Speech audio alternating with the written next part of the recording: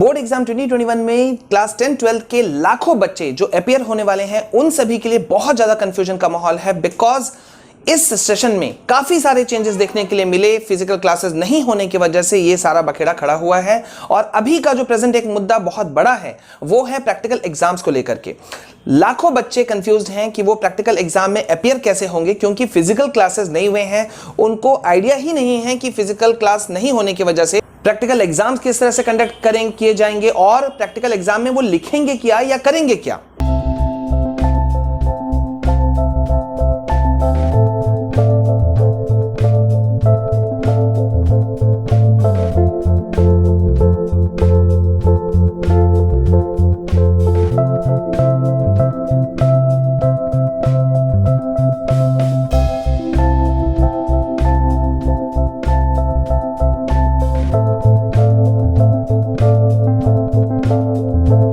So hi guys and welcome back to your own channel. मैं हूं आपका Vishal sir, Vishal Kumar Jaiswal. Guys, बहुत सारे बच्चे लगातार सवाल पूछ रहे हैं प्रैक्टिकल एग्जाम्स को लेकर के और ये कंफ्यूजन होना जायज भी है।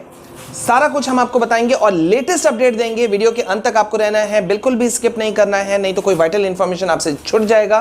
पहली बार अगर आप हमारे चैनल में आए हो तो प्लीज पहले चैनल को सब्सक्राइब कीजिए, बेल आइकन को प्रेस करके ऑल नोटिफिकेशन को ऑन कीजिए ताकि आपसे कोई भी live classes, online classes, live sessions आपसे मिस नहीं हो। गाइज, प्रैक्टिकल एग्जाम्स को लेकर के सारा कंफ्यूजन का माहौल चल रहा है अभी, और माहौल चलने का वजह यह है क्योंकि कोई फिजिकल क्लासेस नहीं है। जब नॉर्मल क्लासेस ही अटेंड बच्चे नहीं कर पा रहे हैं तो प्रैक्टिकल क्लासेस कैसे अटेंड कर पाते। और यही सवाल है लाखों बच्चों का कि भाई जब क्लासेस हुए ही नहीं, प्रैक्टिकल अटेंड उन्होंने कोई किया ही नहीं, कोई प्रैक्टिकल क्लासेस उनको नहीं मिला, तो आखिरकार वो प्रैक्टिकल एग्जाम्स कैसे अपीयर हो सकते हैं, किस तरह से वो दे सकते हैं। और यहीं पर ही फिर एक नया टर्म यूज होना शुरू हो गया, ओ लैब्स।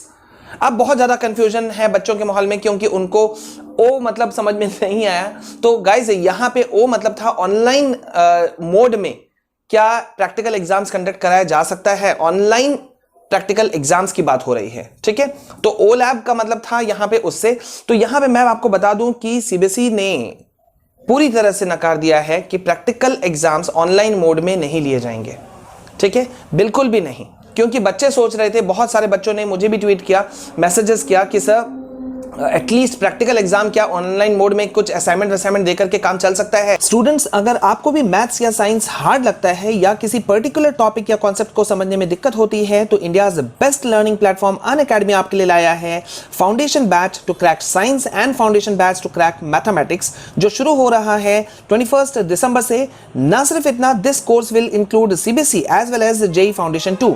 इससे आप सभी क्लास 10 के स्टूडेंट्स ना सिर्फ अपने बोर्ड एग्जाम में अच्छा स्कोर कर पाएंगे बल्कि आपका पूरा बेसिक भी क्लियर हो जाएगा जेईई के लिए।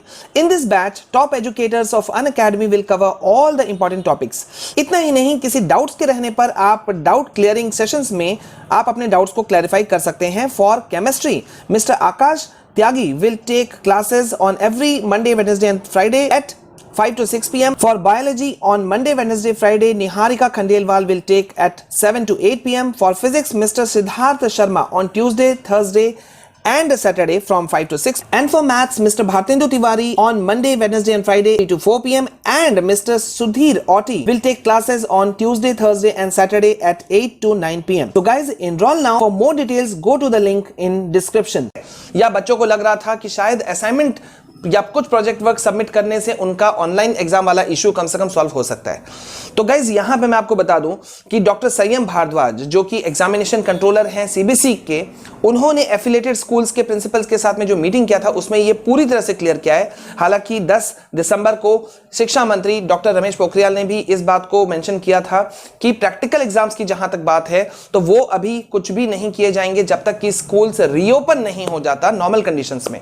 मतलब नॉर्मल कंडीशंस में बच्चे स्कूल्स के अंदर नहीं जाते हैं तब तक प्रैक्टिकल एग्जाम्स का कोई बात नहीं उठता है। तो अब यहां पे माहौल इसलिए गर्म है क्योंकि जो बोर्ड एग्जाम, मेन एग्जाम होता है मार्च फरवरी में, उससे पहले होता है कंडक्ट प्रैक्टिकल एग्जाम। यानी कि प्रैक्टिकल एग्जाम अभी हमारे सिर पे खड़ा है, लाखों बच्चों के सिर पर। और इसीलिए बच्चे बार बार पूछ रहे हैं कि कुछ चीजें क्लियर हो कि भाई प्रैक्टिकल एग्जाम किस तरह से लिया जाएगा, क्योंकि क्लासेस हुआ नहीं, कोई क्लासेस नहीं हुआ।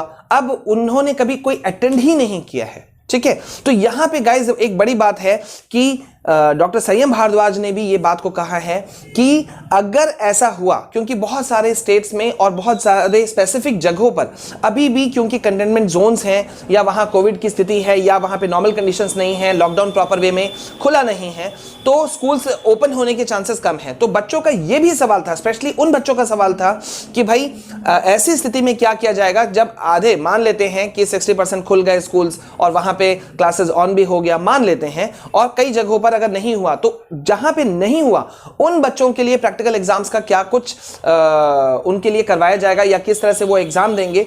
तो मैं आपको बता दूं बेटा, टेंशन लेने की कोई चीज नहीं है। ऑथेंटिसिटी के साथ में हम आपको पूरा इंफॉर्मेशन दे रहे हैं। सीबीएसई ऑफिशियल्स की तरफ से जो इंफॉर्मेशन है और खुद examination controller of CBSE doctor संयम भारद्वाज ने कहा, वो मैं आपको बता रहा हूं कि अगर ऐसा कंडीशन हुआ तो प्रैक्टिकल एग्जाम्स अगर कंडक्ट नहीं हो पाए तो उसके लिए अल्टरनेटिव ऑप्शन कुछ निकाला जाएगा।